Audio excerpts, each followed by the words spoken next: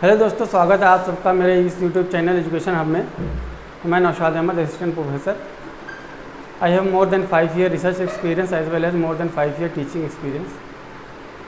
आज dipole moment का part 3 discuss करते हैं, जिसमें कुछ ऑर्गेनिक कंपाउंड्स के ऊपर जो सब्स्टिट्यूटेड मॉलिक्यूल्स होते हैं, ग्रुप होते हैं, उनका डाइपोल मोमेंट का ऑर्डर बनाने की कोशिश करते हैं।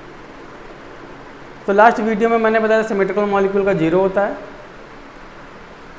और अगर ऑर्डर बनाना है तो डिफरेंस ऑफ इलेक्ट्रोनेगेटिविटी देखना पड़ेगा। इलेक्ट्रोनेगेटिविटी का अगर डिफरेंस आप जान पाएंगे तो आप डाइपोल मोमेंट का ऑर्डर इनऑर्गेनिक कंपाउंड में आराम से निकाल लेंगे। तो अगर मान लीजिए बेंजीन रिंग से सब्स्टिट्यूटेड कुछ ग्रुप हैं, उन ऐसे केसेस में डाइपोल मोमेंट का ऑर्डर कैसे बनाएंगे। जैसे केस 1, सबसे पहले केस 1 देखते हैं।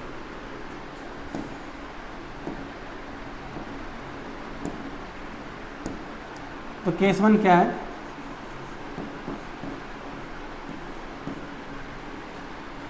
When benzene ring contain either -I group और +I group. When benzene ring contain either +I और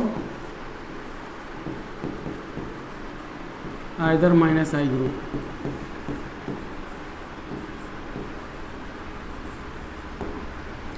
सबसे पहला केस ये है कि अगर बेंजीन रिंग के ऊपर कोई +I का मतलब इंडक्टिव इफेक्ट। +I क्या होता है? +I जो होता है, इसको रिएक्शन मैकेनिज्म में आपने पढ़ा होगा। +I ग्रुप जो होता है इलेक्ट्रॉन रिलीजिंग ग्रुप होता है। इलेक्ट्रॉन रिलीजिंग ग्रुप होता है। -I क्या होता है? Electron withdrawing group. Electron withdrawing group. Electron withdrawing group. तो इस तरीके से +I इफेक्ट जो इंडक्टिव इफेक्ट है, प्लस या पॉजिटिव इंडक्टिव इफेक्ट बोलते हैं, ये अपने बगल वाले एटम्स के ऊपर इलेक्ट्रॉन डेंसिटी इंक्रीज करता है। -I इफेक्ट क्या होता है? इलेक्ट्रॉन विड्रॉइंग ग्रुप, यानी बगल वाले एटम से इलेक्ट्रॉन अपने पास खींचता है। तो अगर ऐसे ग्रुप बेंजीन रिंग के ऊपर आ जाएं तो डाइपोल मोमेंट पे क्या इफेक्ट पड़ेगा, या डाइपोल मोमेंट का ऑर्डर क्या होगा, वो हम देखेंगे। जैसे एक एग्जांपल लेते हैं। पहले सबसे पहले आप ये याद रखिए, ये जी बेंजीन रिंग है।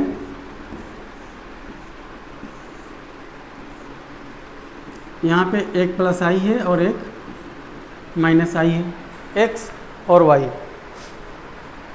दूसरा ये X, अब ये -Y यहाँ पे आ गया, सॉरी -I यहाँ पे आ गया।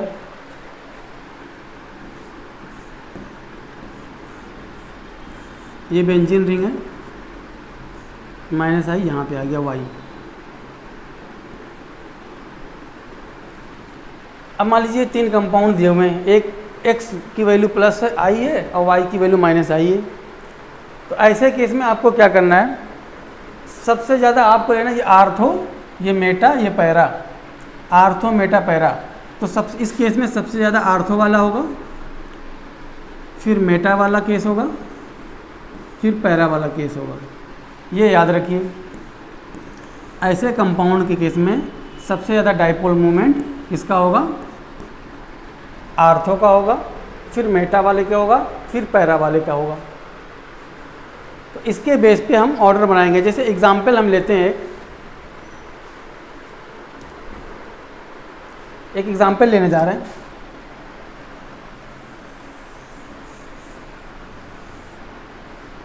ठीक है, तो एग्जाम्पल जो दिया हुआ है, एग्ज़ाम में आया है, मान लीजिए ये नाइट्रोक्लोरोबेंजीन NO2, ये क्लोरीन, उसके बाद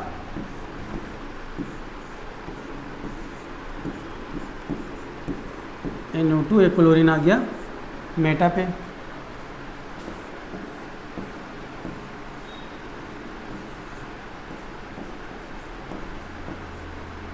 ये क्लोरीन आ गया पैरा पोजीशन पे, ठीक है। आर्थो मेटा पैरा, ये केसेस हैं।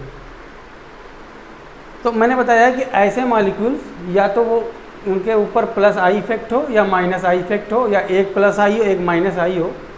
ऐसे कंपाउंड की केस में सबसे ज़्यादा आर्थो वाला होगा, उसके बाद मेटा वाला आ जाएगा, फिर पैरा। अब देखिए तीनों अरेंज हैं, तो सबसे ज़्यादा डायपोल मोमेंट किसका हो गया? आर्थो वाले का, फिर मेटा मैंने लिखा हुआ है, फिर मेटा वाले का, फिर लास्ट में पैरा वाले का।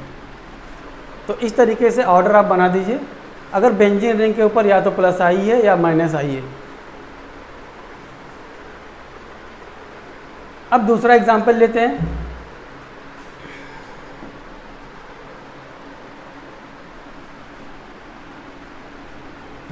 दूसरा एग्जांपल लेते हैं।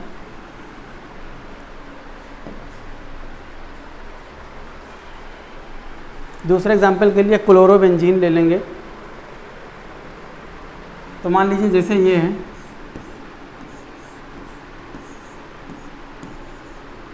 इस केस में दोनों ही माइनस आई हैं,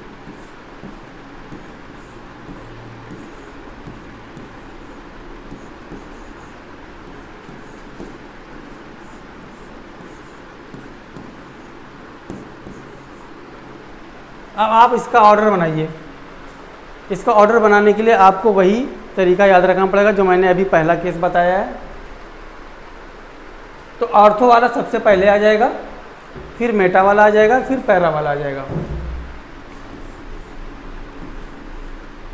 ठीक है। तो आर्थो डाइक्लोरोबेंजीन, मेटा डाइक्लोरोबेंजीन और पैरा डाइक्लोरोबेंजीन, ये ऑर्डर हो जाएगा। ऐसे केसेस जिसमें आइदर माइनस आई इफेक्ट हो प्लस आई इफेक्ट हो, ठीक है, उस केस में सबसे ज़्यादा होगा आर्थो वाले का, फिर मेटा वाले का होगा, फिर पैरा वाले का होगा। इस तरीके से आप ऑर्डर बना लेंगे बहुत आराम से। अगर ऐसे मॉलिक्यूल्स जैसे ये लास्ट में दिया है पैरा वाला मॉलिक्यूल है, थोड़ा सा इसके बारे में देख लेते हैं। मैंने बताया ऐसे मॉलिक्यूल जो सिमेट्रिकल हैं, जैसे ये मॉलिक्यूल CN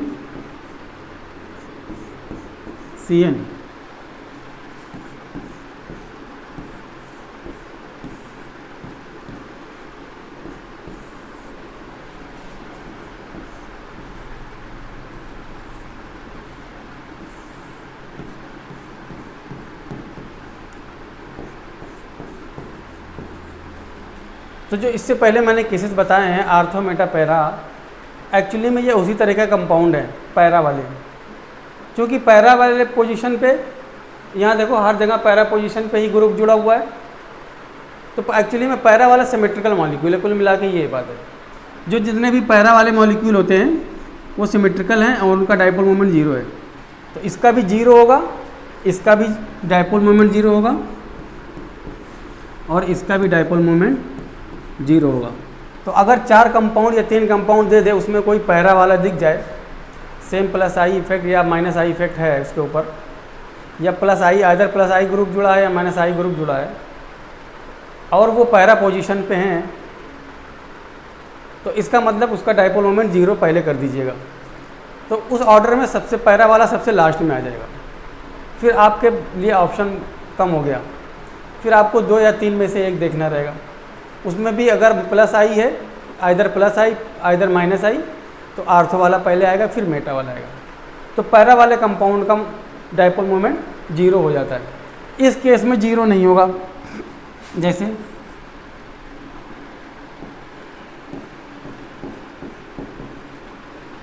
इस केस में डायपोल मोमेंट 0 नहीं होगा।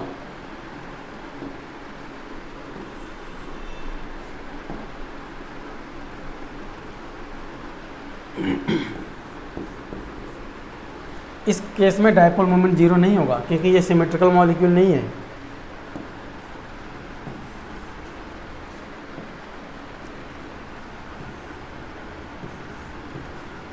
इस केस में डायपोल मोमेंट जीरो नहीं होगा क्योंकि ये सिमेट्रिकल मॉलिक्यूल नहीं है।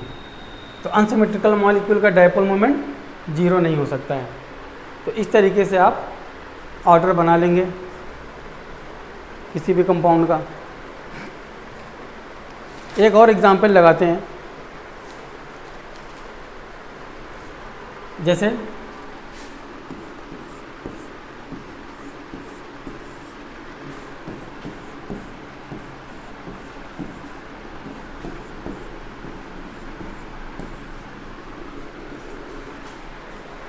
मान लीजिए यहाँ पे CH3 है, यहाँ पे क्लोरीन है।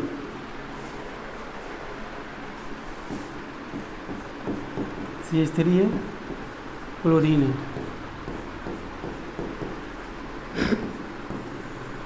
CH3 है, क्लोरीन है। अब देखिए यहाँ पे डिफरेंट टाइप के कंपाउंड जुड़े हुए हैं। ये प्लस आई इलेक्ट्रॉन रिलीजिंग ग्रुप है, ये इलेक्ट्रॉन विड्राइंग ग्रुप है। Electron releasing group, electron withdrawing group, electron releasing group, electron withdrawing group. तो एक बेंजीन रिंग के ऊपर दो तरह के कंपाउंड जुड़े हुए हैं। ऐसे में अगर हमको ऑर्डर बनाना है डायपोल मोमेंट का, तो डायपोल मोमेंट का ऑर्डर जैसे मैंने उस केस में बताया था, पहले वाले के केस में क्या था, सबसे ज़्यादा किसका था, सबसे पहले केस में था ortho Meta para, ortho Meta para, ये पहला वाला केस था। लेकिन इस केस में क्या करेंगे, इस केस में रिवर्स हो जाएगा। ये जो ऑर्डर है ना, ये रिवर्स हो जाएगा इस केस में। अगर किसी भी मॉलिक्यूल, किसी भी बेंजीन रिंग के ऊपर एक माइनस आई हो और दूसरा प्लस आई हो, तो ऐसे केस में डायपोल मोमेंट का ऑर्डर इसका रिवर्स हो जाएगा। डायपोल मोमेंट का ऑर्डर रिवर्स हो जाएगा। क्या होगा, सबसे ज़्यादा होगा पैरा का, फिर मेटा, फिर आर्थो। तो अब देखिए इसमें सबसे ज़्यादा इसका हो गया पैरा वाले का, पैरा क्लोरोटॉलुइन, मेटा क्लोरोटॉलुइन और आर्थो क्लोरोटॉलुइन। तो पहले वाले केस में जो मैंने बताया था, अगर सेम है, यहाँ भी Cl होता है, यहाँ भी Cl होता है, तो फिर वो ऑर्डर हो जाता है, वो वाला ऑर्डर बना देते। लेकिन यहाँ पे एक प्लस आई है, एक माइनस आई है, तो फिर ऑर्डर उसका रिवर्स हो जाएगा। सबसे ज़्यादा पैरा का हो जाएगा, फिर मेटा का, फिर आर्थो का।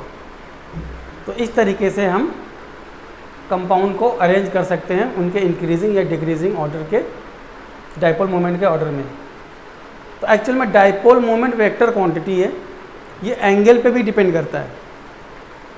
डायपोल मोमेंट एंगल पे डिपेंड करता है। लेकिन मैंने जितनी चीज़ें आपको बताई है सिमेट्रिकल मॉलिक्यूल के केस में, या प्लस आई हो माइनस आई हो, या एक प्लस आई हो दूसरा माइनस आई हो, या दोनों ही माइनस आई हो, या दोनों प्लस आई हो, तो क्या ऑर्डर होगा, वो कॉन्सेप्ट आप दिमाग में रख लीजिए। कोई भी क्वेश्चन, चाहे नीट का हो, किसी भी एग्ज़ाम का क्वेश्चन हो, बहुत आराम से लगा लेंगे और ऑर्डर बना लेंगे। इनऑर्गेनिक कंपाउंड के केस में dipole moment is directly proportional difference of electronegativity. तो इलेक्ट्रोनेगेटिविटी का अगर डिफरेंस आप निकाल लेंगे तो इनऑर्गेनिक कंपाउंड में वो बता लेंगे। लेकिन अगर इनऑर्गेनिक कंपाउंड नहीं है, इस तरह का है, तो इसमें भी देखेंगे सिमेट्रिकल है कि अनसिमेट्रिकल है। अनसिमेट्रिकल है तो फिर ये ऑर्डर हो जाएगा, प्लस आई है या either plus I either minus आई है। ये अब देखिए ये दोनों ही, ये तीनों कंपाउंड अनसिमेट्रिकल है, ठीक है। एक प्लस आई इफेक्ट है, एक माइनस आई इफेक्ट है। देखिए ये प्लस आई है, ये माइनस आई, प्लस आई माइनस आई। तो ऐसे केस में जो पहले ऑर्डर था उसका रिवर्स ये हो जाएगा, पैरा मेटा आर्थो। ये याद करने वाला पॉइंट है, आप बस इसको दिमाग में रख लीजिए, आप किसी भी कॉम्प्लेक्स कंपाउंड का भी ऑर्डर बना लेंगे। नेक्स्ट वीडियो में नए टॉपिक लेके आएंगे और उसके बारे में डिस्कस करेंगे। तब तक के लिए धन्यवाद। Thanks for watching.